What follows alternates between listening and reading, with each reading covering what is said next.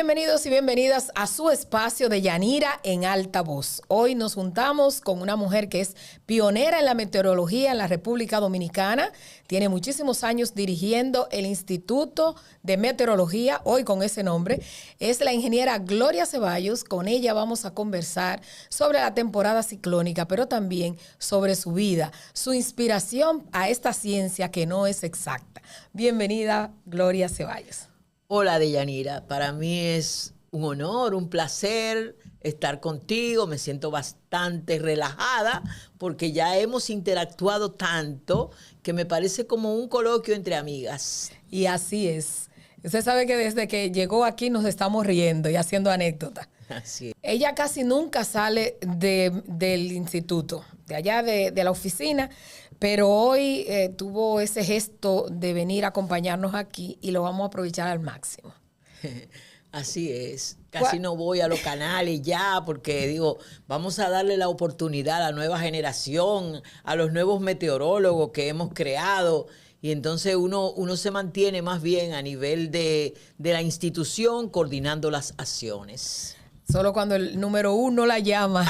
Ay, hay que ir derechito. Así es. ¿Cuál fue la motivación para usted estudiar meteorología?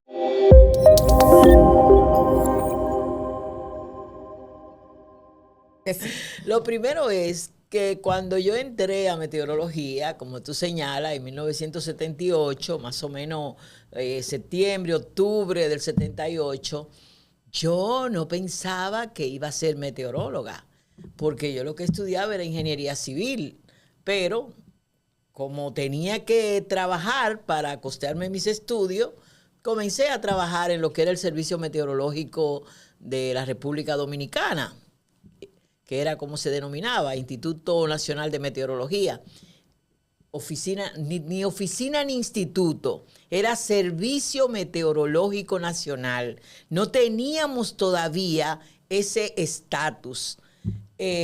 ¿Por qué lo digo? Porque en ese entonces meteorología era un departamento de la Secretaría de Agricultura. Fíjate que ni siquiera agricultura era ministerio, era una secretaría. Entonces, meteorología era un departamento de la Secretaría de Agricultura y dentro de la Secretaría de Agricultura estaba la Subsecretaría de Recursos Naturales, que hoy es el Ministerio de Medio Ambiente. Oye, qué derivación.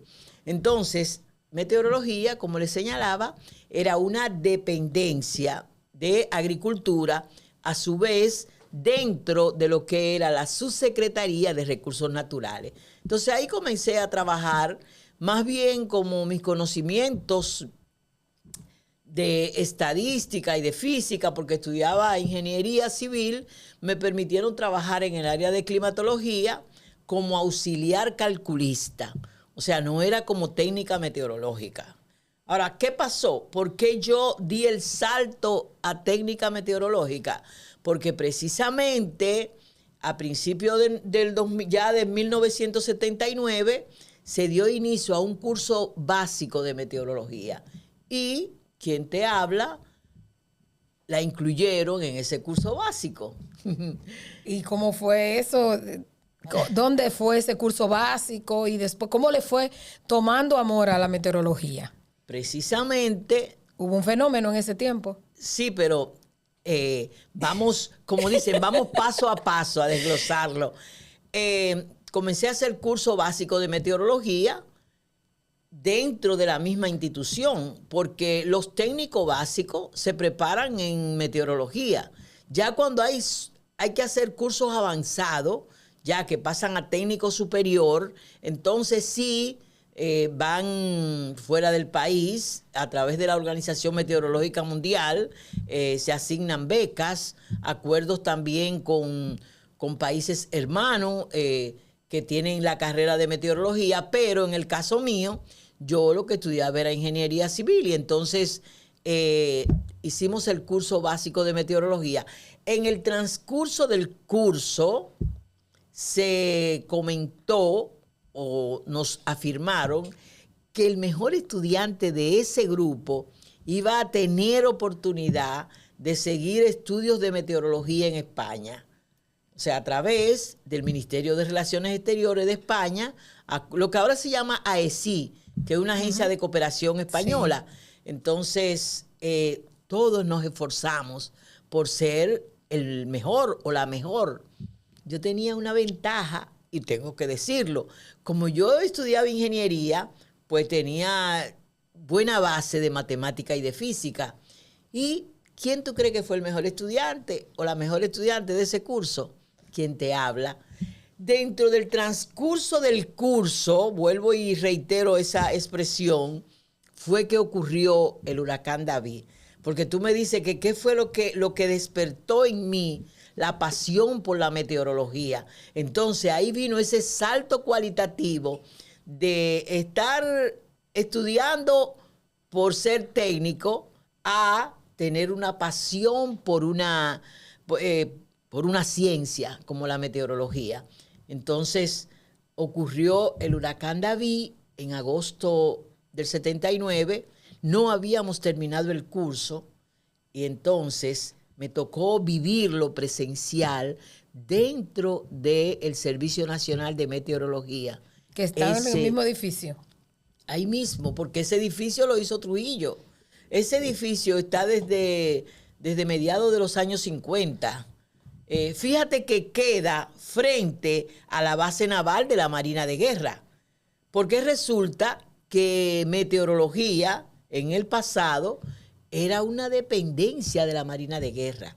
Digo Marina de Guerra porque así era como se le denominaba, no era Armada. No. Lo de Armada es muy reciente, pero antes era la Marina de Guerra. Entonces, meteorología era, antes de ser una dependencia de agricultura, era una dependencia de la Marina de Guerra. Y de hecho, hemos tenido varios directores que eran contraalmirantes de la Marina de Guerra. Sí. Pero y gracias de Win Lavandier.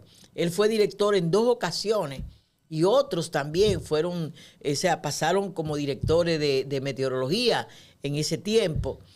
Entonces, volviendo a Gloria Ceballos, hago el curso de meteorología, me toca vivir de manera presencial el huracán David, quedándome en el servicio meteorológico porque el huracán David nos afectó un viernes 31 de agosto. Pero ahí yo intervengo.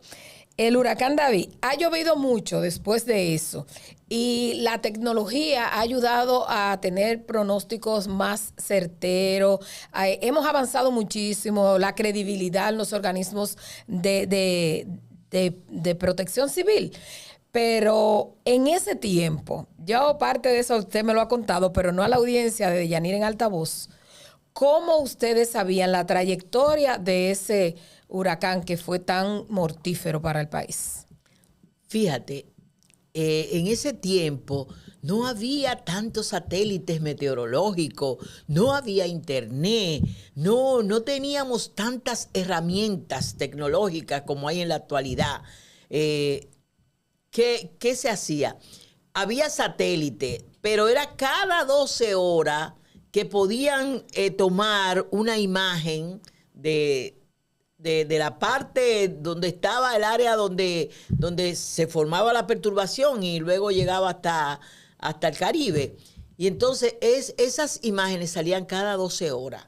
Salían húmedas de esa máquina de la cual nosotros sacábamos la información y había que esperar que se secara. Entonces ahí tú podías ver como si fuera una foto, no voy a decir en blanco y negro, como azul y blanca, así, en esa tonalidad. Okay. Entonces, pero además estábamos en conexión desde siempre con lo que es el centro de huracanes de Miami, que es el centro regional. Que ustedes salían a ver el oleaje y a ver los vientos. Oye, cuando ya la perturbación ya se formó el huracán, que ya se va a acercar a nosotros, que en la trayectoria que se pronostica dice que puede afectar a la República Dominicana, uno tenía que estar observando. Por eso se llama observador meteorológico, porque uno va observando cómo va variando el tiempo. O sea, de manera visual el oleaje, cómo se va alterando. Fíjate que estamos en Punta Torrecilla, el servicio meteorológico. Sí. No es casual. Tú podías salir a ver el oleaje ahí cerca de lo que ahora es la Avenida España. Con un clip tú puedes ver el oleaje y la proyección que tiene a futuro. Ajá, y hasta qué nivel se van a elevar las olas. Bueno, pues nosotros íbamos y de manera visual, uno de los técnicos o de los jóvenes que estaban ahí en ese tiempo que estábamos haciendo el curso, también chequeábamos la presión barométrica, porque fíjate que los huracanes son sistemas de baja presión. ¿Qué significa eso? O sea que la presión atmosférica, fíjate que aquí en superficie, la presión atmosférica a nivel medio del mar es 1012 milibares. Okay. Entonces, los sistemas de baja presión, o sea, significa que en esa área de perturbación, la presión atmosférica baja muchísimo. Al bajar tanto, genera inestabilidad. Okay. Por ejemplo, así como el ser humano, si la presión le baja más de la cuenta, no es normal. Igualmente, si le sube, una hipertensión también es problemático. O sea, que uno siempre quiere estar en 1280 para tener una presión normal. Claro. Bueno, pues los sistemas tipo ciclón tropical son sistemas de baja presión. Entonces eso genera inestabilidad atmosférica y es lo que provoca los fuertes aguaceros, los fuertes vientos. Entonces ese fenómeno meteorológico, en la medida que se va acercando al área donde tú estás, pues la presión barométrica va descendiendo. Entonces ahí tú te das cuenta que se va acercando. Igualmente son sistemas de núcleo cálido. O sea, se sentía una brisa cálida. Y de hecho, también lo hemos experimentado cuando otros huracanes se han acercado más recientes. Pero eso también lo percibe la ciudadanía, que dice, el tiempo está raro. Exacto. Hay como un calentón. Ajá, entonces, y unas nubes sí, como que copan todo el firmamento. Sí.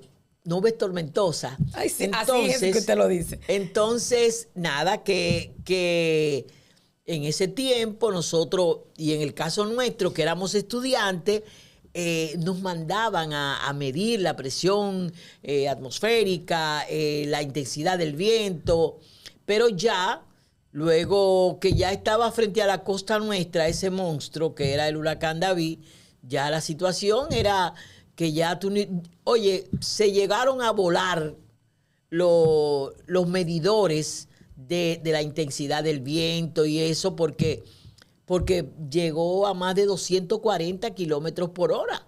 Por eso el huracán, de lo que se tiene así datos, es el huracán más intenso que nos ha afectado. Entonces, vivir eso presencial, yo no pude retornar a mi casa el 31 de agosto. Yo tuve que quedarme en el servicio meteorológico, amanecer ahí.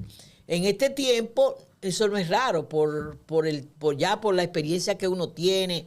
Pero imagínate un muchacho, una muchacha de 20 años, de 21 años, teniendo que quedarse ahí, amanecer ahí, porque no podíamos ni siquiera socorrer a algunas personas. No podíamos transitar por las calles porque estaban llenas del tendido eléctrico que había colapsado. Pero claro que teníamos que socorrer, porque ahí en los Mameyes, donde todavía está el Indomet, las casitas que quedaban alrededor, estamos hablando de 45 años atrás, eran casitas techadas de zinc y la mayoría de madera. Y cuando ese viento comenzó a soplar fuerte, la gente lo que tendió fue a huir hacia un refugio. Antes se señalizaban a los edificios públicos, así resistentes, como refugio. Luego ya se eliminó eso. Ahora hay sitios especiales donde se llevan a las personas, pero meteorología era el refugio de la gente de esos alrededores. Y la gente lo que hizo fue aglomerarse en la oficina de meteorología en lo que la situación volvía a la normalidad. Bueno, recuerden que también la ingeniera Gloria Ceballos es catedrática universitaria, así que si la dejamos contándonos esa anécdota tan bonita, nos vamos a llegar a otros puntos y vamos a ir saltando. Por ejemplo, usted ha estado desde que tenía ese nombre de que eran esa dependencia, pero también ha liderado, ¿tiene cuánto tiempo liderando la institución con los diferentes nombres que tiene? Fíjate, ya hablamos de que hice el curso básico de meteorología, de que estudiaba ingeniería civil, de que dejé la ingeniería civil ahí latente y me fui a España a estudiar meteorología ya para tener un grado de meteoróloga. Entonces, cuando estamos hablando ya del 81, 82, entonces cuando retorno, vuelvo otra vez a la universidad a terminar mi carrera de ingeniería, pero ya soy meteoróloga. Entonces, me gradué de ingeniera civil. En el servicio meteorológico, los sueldos no eran muy apetecibles. Y yo me había graduado ya de ingeniera. En ese tiempo, ya estamos hablando de 86, 87, ya quería trabajar como ingeniera para tener un salario como ingeniera. Entonces, en el 88 salí de meteorología y solicité trabajo en la CAS, en la Corporación de Acueducto y Alcantarillado, ya como ingeniera de proyectos. Entonces, ahí trabajé un tiempo, pero al frente me quedaba la Universidad Nacional Pedro Enrique Ureña. Y entonces compartía el trabajo de la CAS con la docencia. A partir de agosto del 88 comencé a dar clases de matemáticas en la Universidad Nacional Pedro Enrique Ureña. Ahí estuve hasta el 2005 que me designaron directora de la Oficina Nacional de Meteorología. Entonces, hubo un tiempo que no estaba en meteorología, pero seguía vinculada por el grado de profesionalidad que tenía como meteoróloga, pero no siendo empleada de la institución. En el 2005, en marzo del 2005... Tiene casi 20 años. Sí. Comandando la tropa. Llegué como directora. Fue una satisfacción porque todavía estaba la gente que yo había dejado allí. Meteorología es, nosotros decimos la familia meteorológica. Sí, ahí está. Y de hecho es una familia. Ahí está gente que yo quiero mucho. Que hay gente que tienen 35, 37, 38 años, que yo lo dejé. Bueno, el subdirector técnico que está conmigo desde marzo del 2005 como subdirector técnico, fue mi compañero en el curso de meteorología básico. Ese Campuzano. Que hicimos, Miguel Campuzano. Miguel Campuzano. Y entonces teníamos también de afinidad que estudiábamos ingeniería civil los dos en la UAS. Y que, o sea, más o menos habíamos seguido la misma trayectoria profesional. Y entonces él sí se quedó en meteorología. Ya Miguel tiene más de 45 años en meteorología. Ese va a ser otro que lo... Y tiene una pasión por el deporte. Yo siempre hablo con él, porque él me dice, mi hija. Él juega mucho softball. Sí, sí. Entonces, yo sé que la gente ya está esperando un resumen de lo que ha sido la temporada de huracanes que inició el 1 de junio y termina el 30 de noviembre. Pero esta despedida no es como otra. Yo siempre vivo esperando el 30 de noviembre porque no me gusta la temporada de huracanes. Pero qué despedida, porque tenemos prácticamente 2 meses lloviendo aquí. Bueno, vamos a hablar de temporada ciclónica 2024. Lo primero es que cuando iba a iniciar la temporada ciclónica, siempre se hacen unos pronósticos de acuerdo a las condiciones iniciales que hay en la atmósfera y en el océano previo a la temporada ciclónica. Como hemos observado en los últimos años, ya se... valga la redundancia, ya se observaba que las temperaturas del océano estaban por encima de lo normal. O sea, estaban mucho más cálidas de lo que tenían que estar para esos meses de abril, mayo. Entonces se pronosticó una temporada ciclónica por encima de lo normal, muy activa. Y de hecho es lo que hemos observado. Inició la temporada ciclónica el 1 de junio. ¿Cuántos fenómenos se formaron o se han formado hasta ahora? Porque aunque decimos que termina el 30 de noviembre, no se descarta que en diciembre se forme un huracán, una tormenta. ¿Por qué no se descarta? Porque hemos visto en años anteriores que hemos tenido huracanes o tormentas fuera de temporada ciclónica. Y claro que recordamos, por ejemplo, a la tormenta Olga, que se formó un 9 de diciembre del 2007, cuando ya había concluido la temporada ciclónica. Entonces... Y fue muy funesta. ¿Por qué fue muy funesta? No fue porque fue muy intensa, no. Fue porque ocurrió después que habíamos tenido a la tormenta Noel, que fue a finales de octubre y principios de noviembre de ese mismo año. Pero ese año, 2007, después que pasó Noel, que dejó lluvias torrenciales, siguió lloviendo todo el mes de noviembre. Entonces, vino diciembre, ya teníamos suelo saturado, ya había concluido la temporada ciclónica y se formó esa tormenta. Pero ¿dónde fue a dejar los mayores acumulados de lluvia? En Santiago. O sea, Santiago, sabemos que es como una especie de olla, o sea que el agua se concentra mucho. Entonces, ¿qué pasó? Que ya tenía Santiago suelo saturado, le cayeron 200 milímetros en 24 horas entre el 11 y el 12 de diciembre y hubo la necesidad de desfogar la presa de Taveras.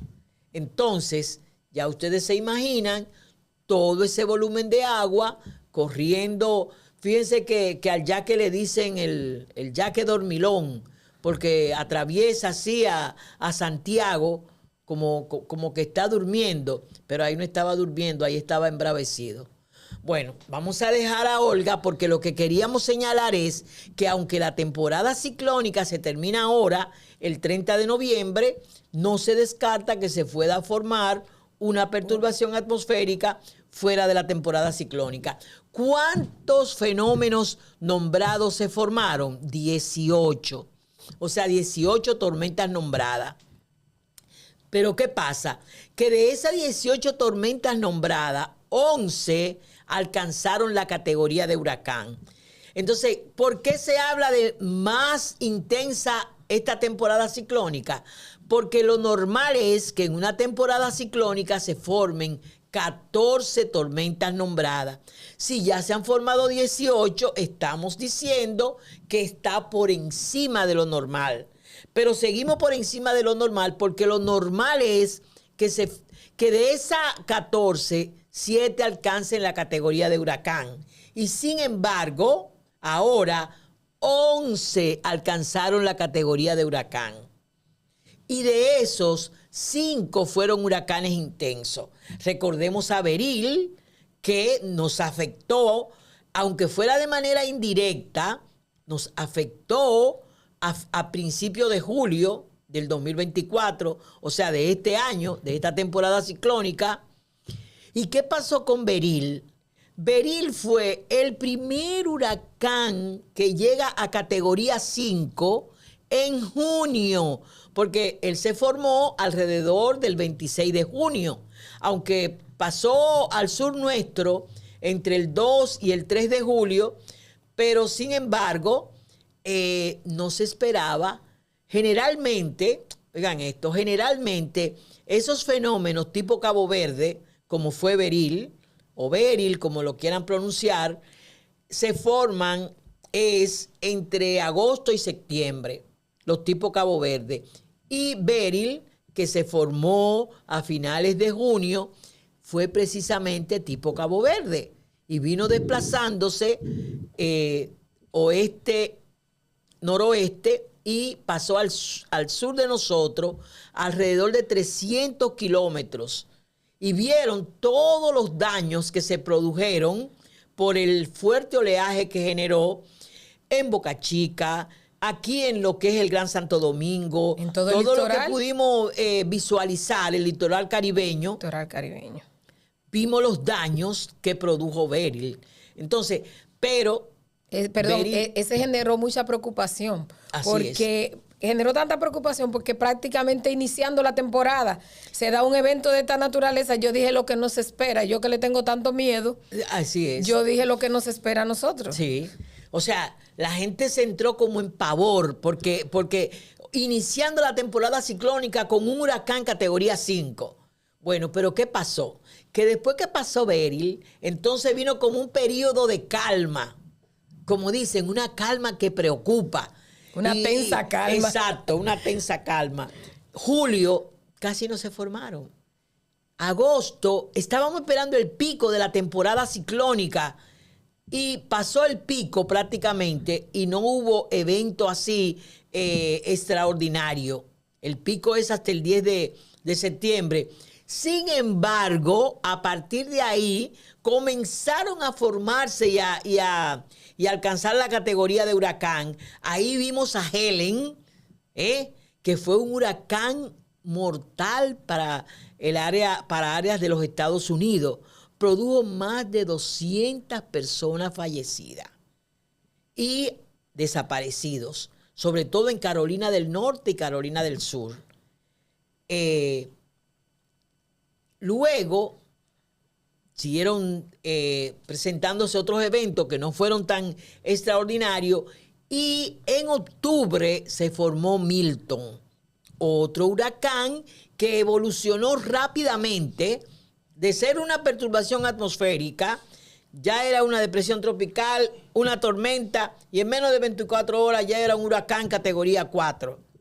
O sea que fue muy rápida la evolución ahí en el Golfo de México. Afectó también la península de la Florida. Pero ya los servicios de protección civil de Estados Unidos estaban más preparados.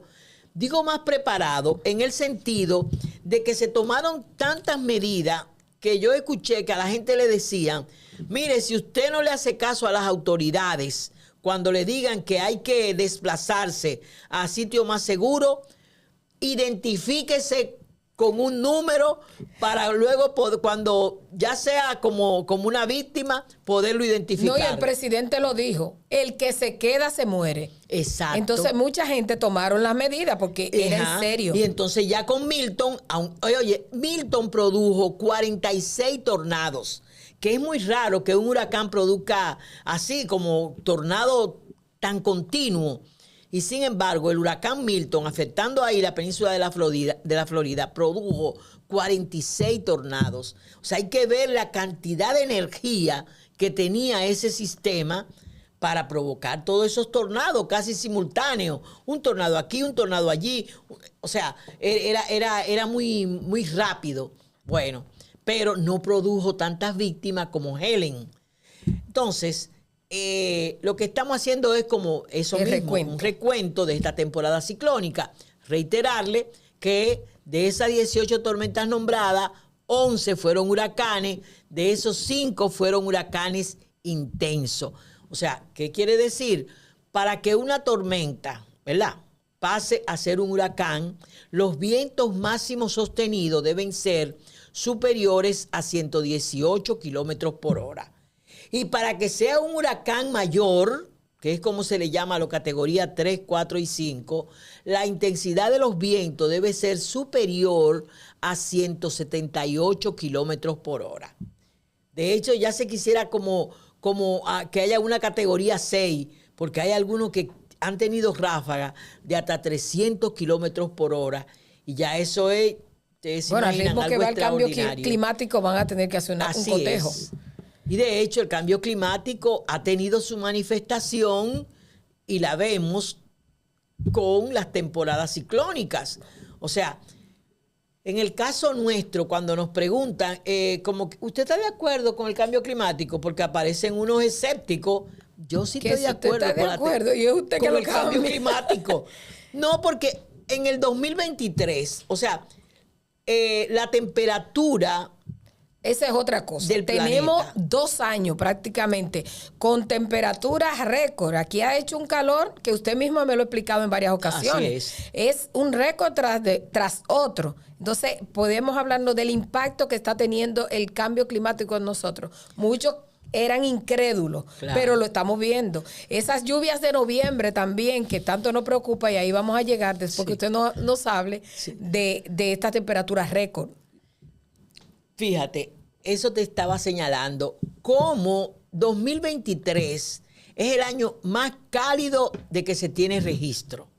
Las temperaturas, se esperaba que la temperatura del planeta no superara el 1.5 grados centígrados que tenía antes de la era industrial.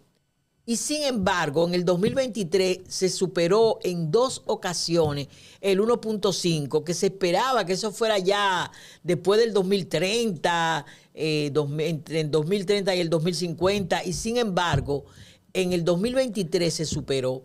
Igualmente, en el 2024 hemos tenido momentos, aunque no de manera sistemática, pero sí momentos en que la temperatura del planeta ha estado 1.5 grados por encima de las temperaturas que tenía hasta el periodo antes de la era industrial. Entonces, eso es preocupante. Eso medido aquí, se ¿cuánto manifiesta. Dime. Eso medido aquí, ¿cuánto es? ¿A cuánto llegó la temperatura y cuáles fueron los meses más cálidos? De hecho, las temperaturas más cálidas aquí, lo normal es que se registren durante los meses de finales de julio, agosto y principios de septiembre. Ya en octubre comienzan a descender un poco. Sin embargo, ahora hemos tenido, lo voy a decir en un lenguaje llano, un piscicorrido. Desde abril estamos teniendo temperaturas propias de verano, o sea, 35, 36, 37 grados centígrados en el suroeste, en el noroeste, que es donde se presentan las más intensas, o sea, las temperaturas extremas. Y, de hecho, tener una situación de esa magnitud ha contribuido a que la temporada ciclónica haya tenido esa fluctuación, en el sentido de que formarse 18 fenómenos nombrados y que 11 hayan adquirido la categoría de huracán, nos habla a nosotros de qué tan caliente están los océanos. Le decía al principio, cuando comencé a hablar de la temporada ciclónica, que las temperaturas del Océano Atlántico y de aquí del Mar Caribe estaban hasta 3 y 4 grados por encima de lo normal, de lo que tenían que estar cuando inició la temporada ciclónica. O sea, cuando a nosotros nos explicaban cómo se formaban los ciclones tropicales, o si los fenómenos tipo ciclón tropical, nos decían que la temperatura del océano tenía que estar por encima de 26.5 grados centígrados. Entonces, nosotros hemos estado observando que el Atlántico prácticamente desde marzo ha tenido temperatura ya que nos permitirían que se formaran los ciclones tropicales, porque estaban por encima de 26.5 grados centígrados. Entonces, todo eso contribuye a tener estos calores que se han manifestado en esos meses, que ahora es que estamos sintiendo un fresquito, ahora en noviembre, con la presencia de los sistemas frontales. Pero no es tampoco que unas temperaturas, que hay que coger abrigo. No. Se refresca un poco, sobre todo en horas de la madrugada. Pero ya cuando sube el día, vuelve otra vez, sobre todo lo que estamos aquí en la costa, que la brisa del mar trae otra vez esas temperaturas cálidas. Bueno, usted tocó el mes de noviembre. ¿Qué nos está pasando a nosotros que los últimos noviembre se produce tanta lluvia? Fíjate, Deyanira, un periodista está esperando que yo le afirme que mayo se mudó para noviembre. Y te voy a decir lo que le expliqué a él. te voy a decir lo que le expliqué a él. Le dije, para uno llegar a una conclusión de esa magnitud, tiene que tener muchos años de observación. O sea, en meteorología se habla de promedios. Entonces, para tú hallar lo que es el valor normal de un parámetro meteorológico, normal o promedio, es lo mismo, tiene que tener por lo menos 30 años de observación. De hecho, nosotros en meteorología, que es donde está el Banco Nacional de Datos Climatológicos, tenemos series que tienen 40, 50, casi 100 años de observación y uno va sacando con eso el promedio. ¿A qué quiero llegar?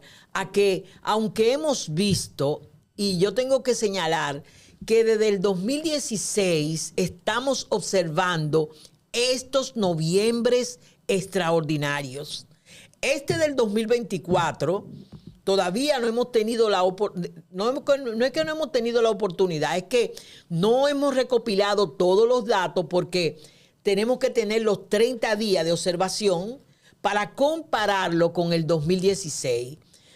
En el 2016, a lo mejor lo que vivimos aquí en el Gran Santo Domingo no lo recordamos tanto, pero los que viven en el norte, en la costa atlántica, en el norte, en el noreste, en Puerto Plata, en Espaillá, en María Trinidad Sánchez, en Samaná, en todo ese litoral costero del Atlántico, recuerdan en Samaná, en Atomayor, que en el 2016 todo el mes de noviembre estuvo lloviendo. Tuvimos prácticamente 50 días. Y ustedes dirán, pero noviembre nada más tiene 30. Es que días antes, o sea, a finales de octubre estuvo lloviendo. Siguió lloviendo la primera quincena de diciembre. Y ya como quien dice, en la última quincena de diciembre fue que no tuvimos lluvias así significativas. Entonces, vamos a comparar ya cuando tengamos todos los registros de estos 30 días de noviembre, cuál ha sido más lluvioso, si ese del 2016 o este del 2024. Estoy haciendo esta comparación porque no es que voy a dejar de hablar de noviembre del 2022 ni de noviembre del 2023, pero como esos dos casos fueron fenómenos puntuales, lo que ocasionaron esas lluvias extraordinarias, torrenciales, pero esto ha sido una continuidad. O sea, todavía está lloviendo en el norte. Ya hemos tenido la presencia de 5 sistemas frontales. Generalmente, cuando comienza la temporada frontal, fíjense que en meteorología dividimos el año, hablamos del periodo frontal, que son los meses de noviembre a marzo. Ya en abril, a partir de la segunda quincena de abril, entramos en lo que se llama el periodo convectivo. Entonces, periodo frontal, las lluvias están más frecuentes hacia el litoral norte, o sea, lo que es la vertiente norte de la cordillera central. Pero cuando pasa el periodo frontal, ya que vienen los meses de mayo, junio, entramos en el periodo convectivo. Las lluvias entonces se trasladan para acá, para el sur. Luego viene la temporada ciclónica. Y así es que vamos nosotros dividiendo el año. Siempre tenemos que estar atentos, siempre tenemos que estar observando. Entonces me dice Deyanira, ¿qué es lo que está pasando con estos noviembre?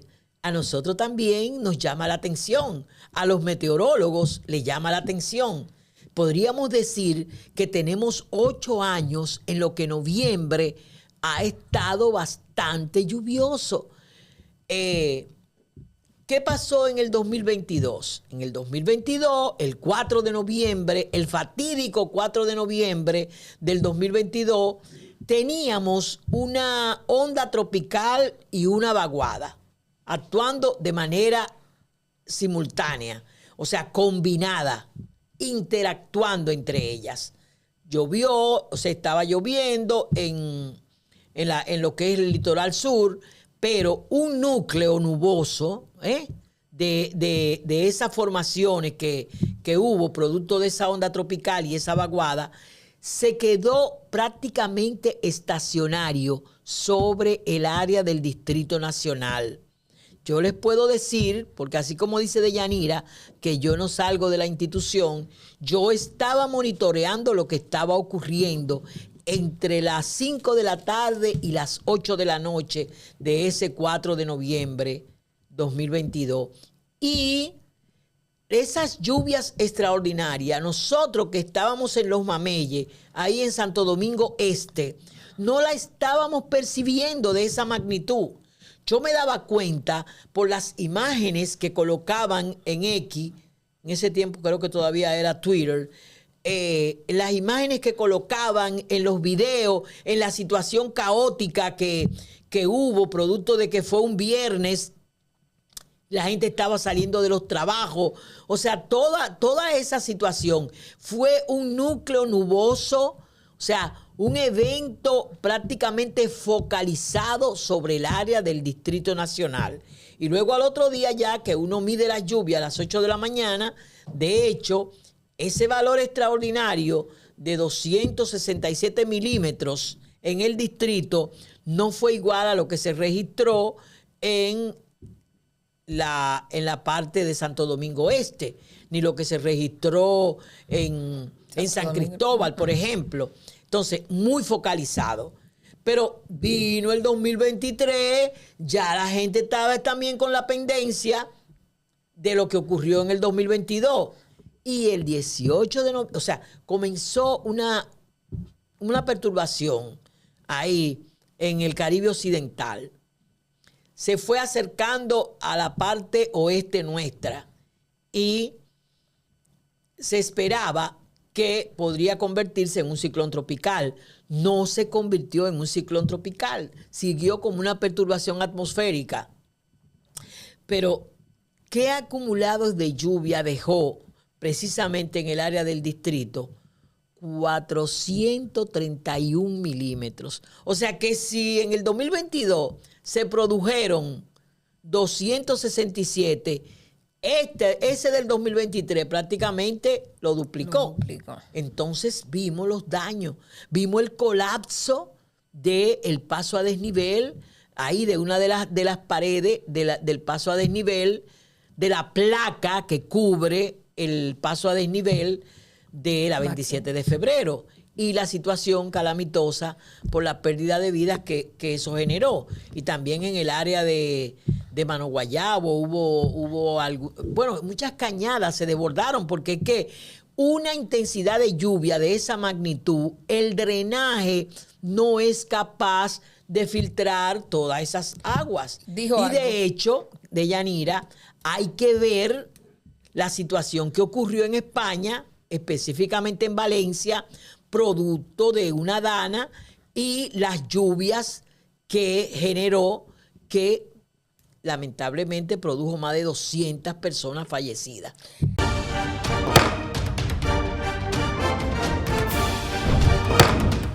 La Cámara de Diputados aprobó la adenda número 2 relativa al contrato de fideicomiso para el desarrollo turístico de la provincia Pedernales.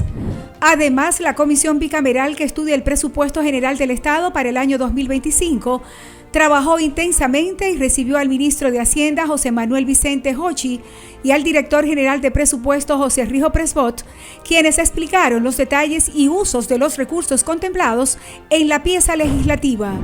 Una comisión de legisladores acompañó al presidente de la Cámara de Diputados, Alfredo Pacheco, a la 30ª reunión del FOPREL realizada en el Reino de Marruecos, actividad que contó con la presencia de Rachid Taibi Alami, presidente de la Cámara de Representantes, entre otros importantes funcionarios. Y 200 estudiantes de quinto y sexto de secundaria recibieron una charla sobre elementos esenciales en la Constitución, promovida por la Cámara de Diputados a los fines que se refresquen los conocimientos de sus derechos y deberes como ciudadanos dominicanos. Aprobado. Cámara de Diputados de la República Dominicana.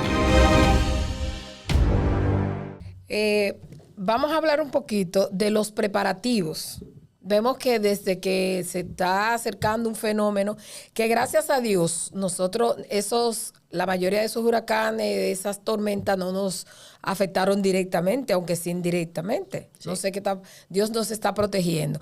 Pero los organismos de socorro se preparan siempre para lo peor.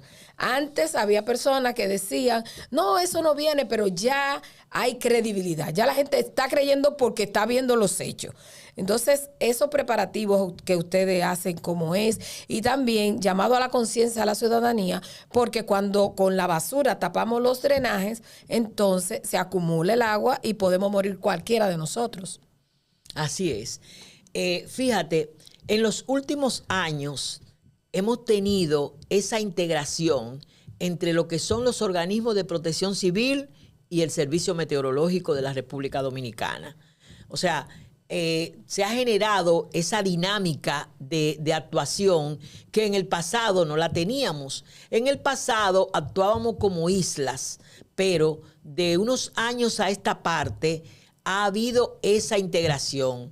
Entonces, previo a la temporada ciclónica, se hacen simulacros y nos mantenemos en comunicación permanente, porque es antes de la temporada ciclónica que hay que prepararse. O sea que esos meses de marzo, abril, mayo, vamos revisando los protocolos y también hacemos un análisis de la temporada ciclónica que pasó y qué hay que mejorar. O sea que siempre se revisa para ver si hay que corregir algo, si tenemos que actuar en este sentido, porque nosotros, el objetivo de los organismos de protección civil y del servicio meteorológico, que es el que tiene que estar vigilante para activar a esos organismos de protección civil, es el Instituto Dominicano de Meteorología. Entonces, para nosotros lo más importante es que no haya pérdida de vidas humanas. Los bienes materiales se pueden recuperar. Los eventos son naturales. Lo que lo convierte en desastre es la vulnerabilidad. Por eso nosotros siempre abogamos porque se lleve a cabo la ley de ordenamiento territorial. Existe.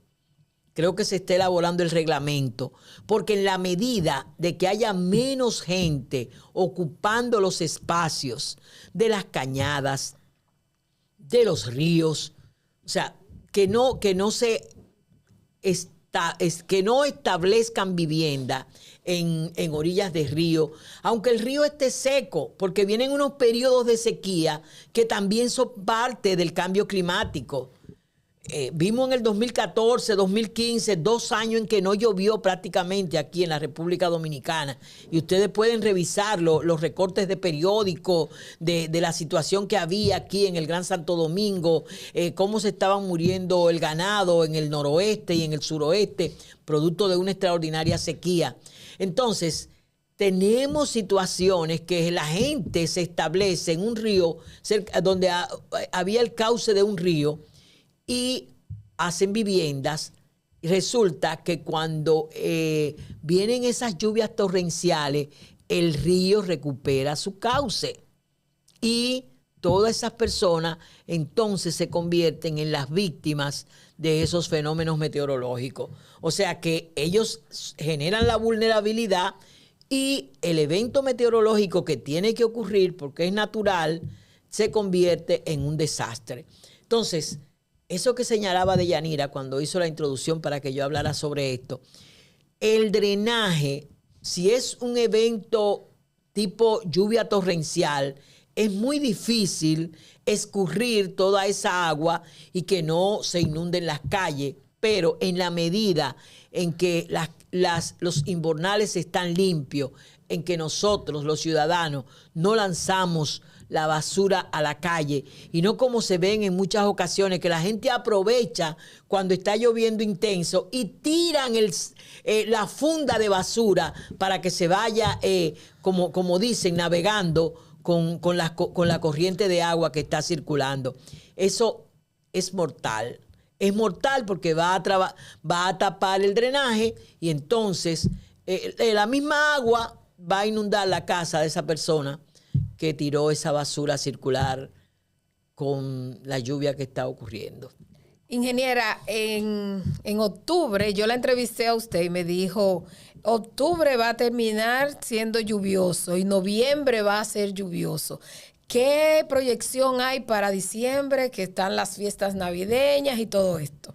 Uno no quiere aguarle la fiesta a la gente. No, no lo haga, pero uno lo que le dice es que siempre tengan su plan B. Miren, ustedes nos han oído hablar a los meteorólogos del evento El Niño y el evento La Niña. Hasta ahora les habíamos dicho que estábamos en un periodo neutro, o sea que no teníamos ni niño ni niña. Sin embargo, la tendencia es a tener el evento La Niña. Y de hecho, esto que está ocurriendo en noviembre, todas estas lluvias, tienen que ver con ese asomo del fenómeno La Niña. El niño se manifiesta en muchas ocasiones con periodo de sequía aquí en el territorio nacional y en el Caribe en sentido general, pero La Niña se presenta con lluvias. Hay mucha humedad en la atmósfera. Eso que yo les señalaba de esas temperaturas tan elevadas que tienen los océanos, que tiene nuestro mar Caribe, permite, ese es el combustible con el que se forman esas nubes de desarrollo vertical. Eso ocasiona que se evapore más agua, que se generen más nubes. Por lo tanto, en diciembre también vamos a tener lluvias.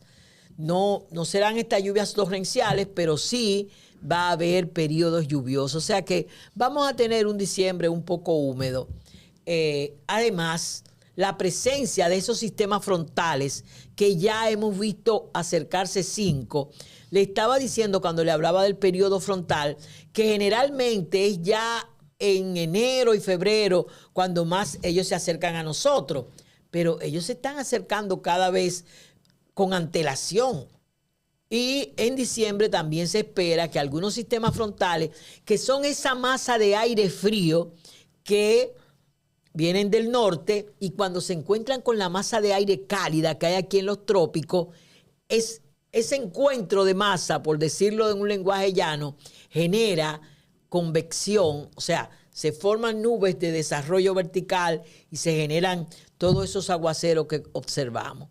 O sea que en diciembre, aunque usted tenga la fogata al aire libre, también tenga un área donde guarecerse por si empieza a llover, que los invitados pasen allá. De lujo ha sido esta entrevista con Gloria Ceballos. Hablamos de su vida, de esa niña que aprovechó la oportunidad, se fajó para tener esa beca y hoy es meteoróloga, catedrática universitaria, ingeniera y un ser amable dispuesto siempre a orientarnos. Gracias a ustedes por su sintonía. Gracias, ingeniera. La saqué de meteorología. Ay. Solo tú podías conseguirlo de Yanira. Eso genera celos, porque después dicen, pero usted le dio una entrevista de Yanira. Y yo le digo, si vienen aquí al servicio meteorológico, yo no tengo inconveniente en recibirlo, pero Deyanira me dijo, un ratito. Y tenemos una hora. Gracias, y sabe que la quiero mucho. Gracias a ustedes por su sintonía. Hasta la próxima.